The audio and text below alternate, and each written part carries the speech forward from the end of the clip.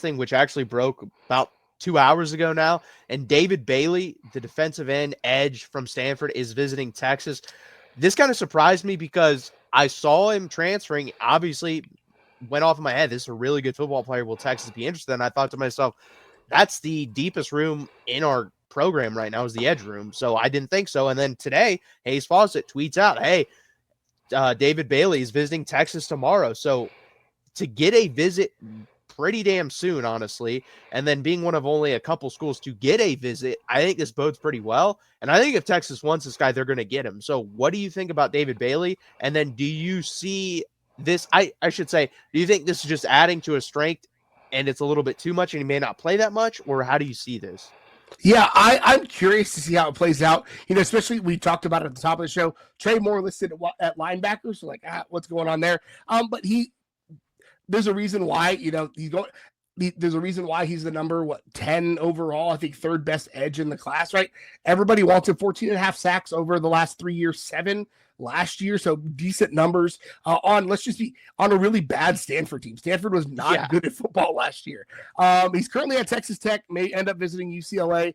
I'd be interested to see if this turns into a bidding war. Texas Tech is pushing a lot of chips toward the center of the table this year. And so if this is just a move to drive up the price on Texas Tech, let's drive it up as high as we can so they have a little bit less in the war chest. But, again, like you said, I think Texas, these guys are going to get paid regardless of where they go. So for Texas to bring him on campus, that means that they think he has a spot to fit somewhere and to add to the culture and to add to what they've got in that defensive end room. And he thinks it's an opportunity for him to get to the next level. Texas is starting to become a destination for these guys who want 1 year to prove that they can play in the NFL and then move on. And I think David Bailey's one of those guys where he wants to come in, play really well on the biggest stage, play at the big house play against Ohio State week 1 at Texas and get on the national scene, get on under the bright lights and to show himself off.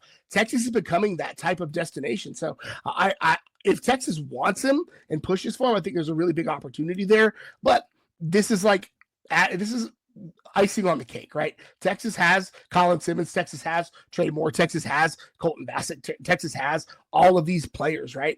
So if he wants to come in and be a part of that unit, more power to him. Yeah, I don't mean to take these shots, but we were about half a decade removed from Brecken Hager being a starter at Texas on the edge. So, we've moved on from there. He'd be like the fourth guy off the bench right now. Maybe if less than that, honestly, if we get David Bailey. So we are so stacked at that position. It's unreal. You have Colin Simmons. I think you'll see Trey Moore at the edge position. You have Colton Bosick, Ethan Burke. And then if you had this guy, David Bailey, you're going to have 5 guys that can legitimately get after the pass rusher and probably have 5+ sacks on top of Anthony Hill coming up the middle, or if you put him at the edge, because I think you're going to see that as well to diversify his portfolio for the NFL. And like we said, David Bailey, 6'3", 240 pounds last year, 22 tackles, 7 sacks, and this is crazy, 5 forced fumbles. So he's very good at forcing fumbles off the edge, which is definitely a unique talent. I'm a Broncos fan, so I got to watch, in my opinion, one of the best to ever do it with Von Miller, who was insane at ripping the ball out when he got to the quarterback, as we saw in the Super Bowl with Cam Newton. And that's like a special skill. So I think it'd be awesome to get him. And I agree with you. It's going to be interesting because Texas Tech's going to be willing to do anything, honestly, for someone like this. They're going to pay a lot of money. My pitch for Texas would be this. You're going to have Colin Simmons on the other side. You're going to get a lot of one-on-one opportunities. That will make you way more money in the long term to go in the NFL than being the only guy on the defensive side for Texas Tech to do that. You'll just get double and triple teamed, and you'll probably have maybe the same season you did last year, but not much better. Yeah, and again, if it turns into a bidding war, Texas Tech, they had a booster sell a bunch of oil shares very recently, so they're going to try to throw some money at it this year, and I don't blame them, right? The Big 12 is pretty ripe for the taking this next year. So again, move in when you can, but Texas's sale to a lot of these guys, and Sarkis said it, is not NIL. It doesn't have to be NIL. It's, hey, come here, put something on tape for the NFL, get better, be a part of a culture, potentially win a conference championship, play for a national championship, right? Those are the things. If they're a culture fit, Texas's sale is so much bigger than NIL. And frankly, I'm not saying it's bad for guys to chase a check, right? You got one football career, you have one opportunity to maximize your money, right? Go do what's best for you and your family. But I think Texas is selling more than just chasing a check. And that's the big recruiting advantage they have. No, 100%. Like, I think it's okay. Texas Tech offering $1 million, Texas offering $700,000.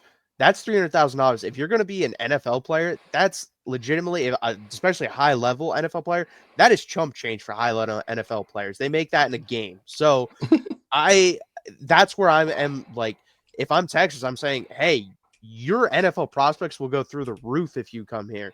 You'll get way more televised TV games, because I don't know if Stanford had any other than the Colorado game. That's the only game I could think of. And you're going to play across from a really high level college football player in Colin Simmons. And then if it's not him, you're going to play across Ethan Burke, who's probably a 3rd or 4th round pick when he comes out. And then Colton Vasek, who I have a lot of expectations for. I think he's going to be a very good football player. Yeah. So in my opinion, I think obviously I'm going to be a little bit biased, but I think the decision of the schools that I've seen, I think if you're just basing it off of to get to the NFL, Texas is by far the number one choice. Yeah, I think as far as like, and again, we have bias, obviously, right? We're both Texas fans. We're here on this channel talking about Texas football, but like, you know, if it's a financial decision purely, that he probably ends up in Lubbock, and that's fine. Again, go get paid, right? No shade to anybody for doing that. Like, you got one life, you got one football career, you got to maximize it. But I think if you're looking at the totality, UCLA doesn't make a ton of sense. I don't think it does much for him that Stanford didn't do for him. So that one's a weird in for me. So again, I think Texas, if they're selling more than just NIL, I think Texas has a big advantage. Yeah, UCLA makes no sense. I'm going to take some shots there. A shittier school, a shittier campus, and you're just as bad as the football team. Like, I don't understand why I'd go there at all. Texas Tech at least makes a little bit of sense, because I agree. The Big 12 is there for the taking, and you're going to get paid a lot of money there as well, probably more money by far than UCLA. So that makes a little bit more sense. UCLA makes no sense to me. You might as well just stay at Stanford at that point. That was my point, right? Like, UCLA does nothing different for him than Stanford at this point. Yeah, I saw USC might be interested. You can debate that. Like, I don't know what the hell's happening there with Lincoln Riley, so that's going to be very interesting. I mean, they probably would overpay because they need some help on the defensive side of the ball. Mm-hmm. And they're in the Big Ten, right? So they've got a little bit of money to burn. 100%. And yes, that would be a step up in competition. Your name would be thrown out there more. You would get to play against better players. So I would understand that a little bit as well. That's going to do it for us